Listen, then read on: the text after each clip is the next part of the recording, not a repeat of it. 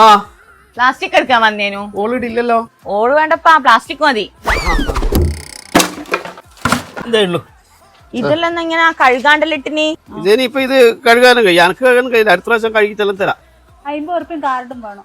ഇത് നിന്നാ പ്ലാസ്റ്റിക് ഏറ്റവും എടുത്തിട്ട് കൊണ്ടുപോവുകയും ചെയ്യുന്നിട്ട് 50 റുപ്യ അങ്ങോട്ട് ആദ്യമാ.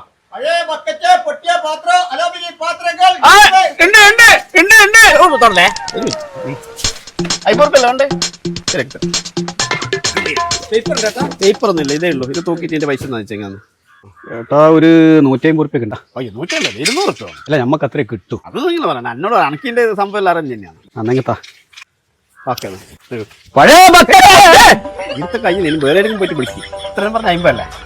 ഇതാ അടുത്ത മാസം കാണാം കേട്ടോ.